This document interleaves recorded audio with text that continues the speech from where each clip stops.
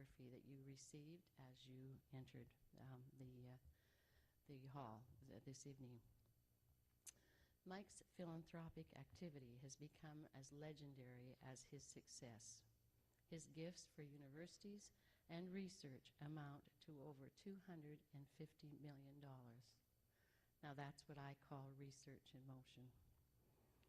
On Monday of this week, I attended the Killam Awards ceremonies at Dalhousie University, where we heard from guest speaker Dr. Russell Boyd, and I'm reminded of his closing remarks.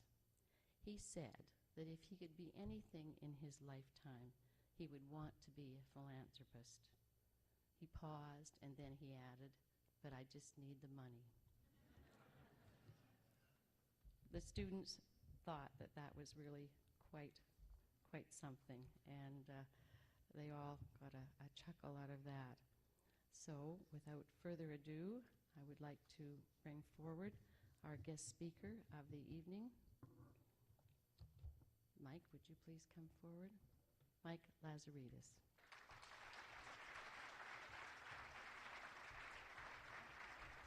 Thank you so much.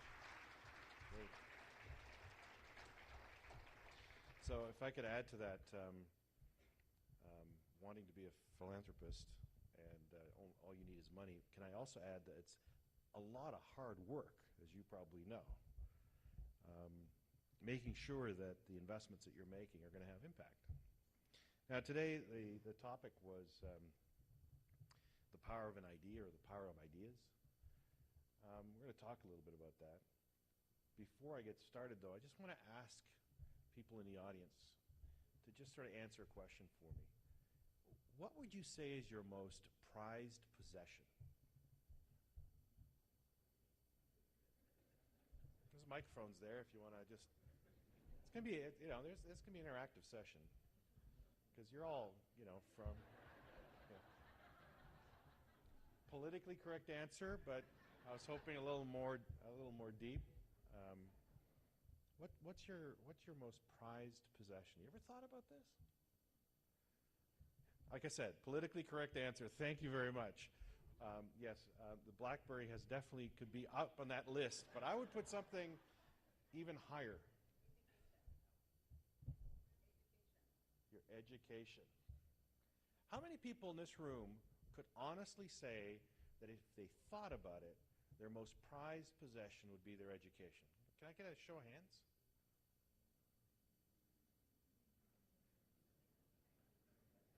It's interesting. It's not everyone.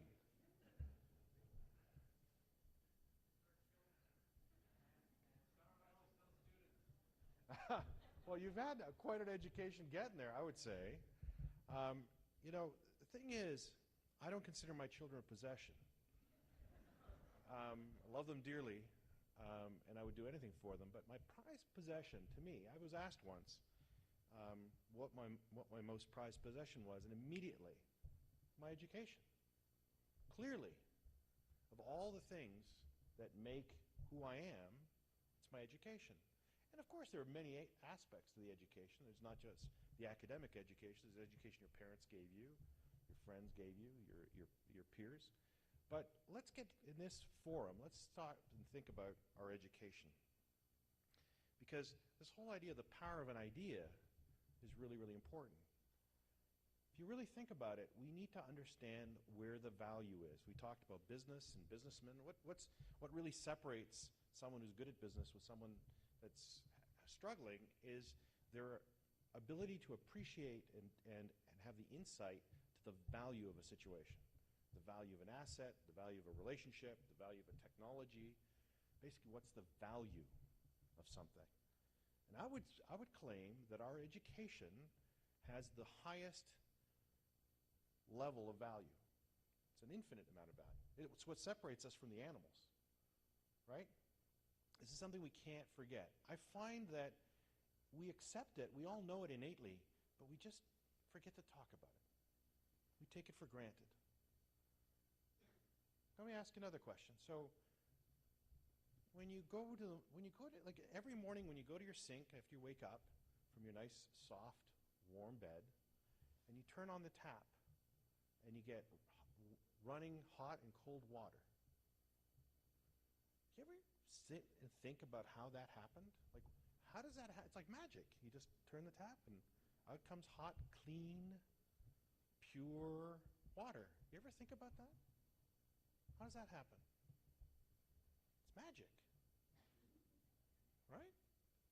Do you know that most people don't even think about it? They just accept it. The only time they freak out is when they turn it and nothing comes out or it's orange, right?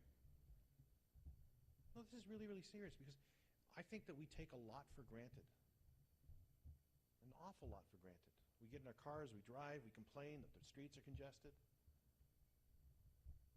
We take things for granted. We don't realize the unbelievable investment and discipline that it took over a period of time to get to the point today where we can turn that tap and we get clean, hot and cold running water on demand for almost nothing. That's pretty amazing. And yet we take that for granted. We take a lot of things for granted. We open that refrigerator, we expect that food to be cold, right? We expect that food to be safe. What else? We turn on the television. We expect to be entertained. We get upset when it breaks up, right? We take a lot of things for granted. What's amazing, though, is we also can't expect it to get better. We don't expect it to get better. We're happy. We're comfortable, right? We're kind of comfortable. Got a nice house, apartment, student dorm. We got a job, inheritance, student grant, right? So we kind of take things for granted. This is sort of something that's really, really important because the one thing that we can never allow us to take for granted is how we got here and how important our education system is and how important research is. And we can never take this for granted because one of the problems I find is that as a, I don't know, I was going to say as a species, but I didn't think there's any other species that we know of that have a society. But let's say as a society, I find that we just get too comfortable. You know, it's kind of a strange state that we get into. We don't ask questions, deep questions, and we take all this stuff for granted. If you go back 100 years, actually just over 100 years, and you look and read some of the history and just some newspapers, it's fun. Just go back and find, there were newspapers back then. They even had kind of the same font, which is unusual. But they were black and white. And when you read them off the microfiche, and you read what they talked about, they kind of took everything for granted too. They're sitting there and they're saying, you know, it can't get any better. Wow, it's amazing. We have cities, we have hot and cold running water, we have ice boxes. Imagine getting ice delivered to your house every day. I didn't even know what that was until I saw it in the Three Stooges. They're delivering ice. See, some of you are my age. I knew that. All right, so let's get back to the power of the idea. We have got to build in our society a great appreciation for this incredible, priceless value of our education system, priceless value of our educators, and priceless value of our research and researchers. This is incredibly important. This is going to be very important in the future because a lot of the stuff that we take for granted today, 100 years from now, people are going to laugh. They go, oh, this guy's had refrigerators. They had television. They drove around in cars that were burning this muck they got out of the ground. It's amazing. Gosh, they had roads. Imagine roads. They took perfectly beautiful meadows and they put giant concrete structures over them. That's what they're going to say 100 years from now. And it's all because of the work that we're doing, the investments we're making, and the education we're providing today. That's how it's going to happen. So let me give you a little bit of insight as to some of the cool stuff that's happening. So I bet you've never thought of this. Maybe some of you have, but I'm going to make a bet most of you have never thought of this. You know, when you go out into space, there's no atmosphere, right? There's maybe 5 to 10 kilometers of atmosphere, and then after that, it sort of goes down to a vacuum. Within 100 kilometers, you're in hard vacuum, right? Go out 1,000 kilometers, there's nothing. Imagine that. Think of that. Nothing. There's absolutely nothing. It's a vacuum. It's called hard vacuum. There's the occasional, cosmic ray and photon, but physically there's nothing there. There's maybe one hydrogen atom every cubic meter, right? Nothing.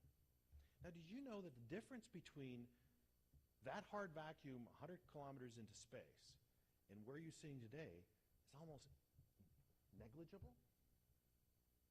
Did you know that all the atoms that make you up are basically 99.99% hard vacuum? There's nothing in there.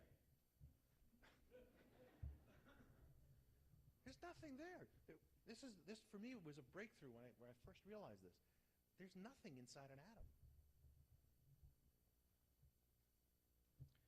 I'm going to get to that in a second. I'm going to get back to that in a second. Did you know that our understanding of the universe is entirely incomplete? I mean, it kind of sounds weird, right? Like we understand these galaxies. We keep talking about black holes like we know them. There's one in our probably around the corner or something. But we have no idea of 95% of the universe. We don't. It's not that we don't know where it is. It's out there. That's right. It's not that we haven't explored it. We have no idea what it is. We can only account for about 5% of all known phenomena. That's it. 5%. And did you know that most of this knowledge has occurred in the last 200 years? So as a species, we've been around for hundreds of thousands of years, millions of years. Most of the progress that has occurred has happened in the last 200 years. Isn't that amazing? I mean, just to think about that. And it's based on something called a printing press. Our ability to standardize and disseminate information, knowledge, build an education system. We became educated. Now, remember that 99.99% of an atom is hard vacuum. 95% of the universe is unknown as a phenomena. And yet, over the last 200 years, we have gone to some amazing, we have had some amazing progress. I mean, some of you showed me your BlackBerry when we began. Let's take a look and think about the technology we have available to us today. Right? We've got these incredible fiber optics that are connecting the world. We're moving so much information that most of us don't understand the numbers anymore. We can't even give a name to them. They're so big. We're beyond tera. We're beyond penta. We're somewhere between penta and Google. There's no numbers for that. There's no names for that. Right? And we're passing that information constantly. Now, how did we get there? How did we get to where we are today? Well, a few things happened along the way over the last 200 years. So somebody discovered a very interesting phenomenon, and that's mathematics exactly predicts and represents reality. Not partially, it's not sort of relative. That's a terrible name, by the way, relativity.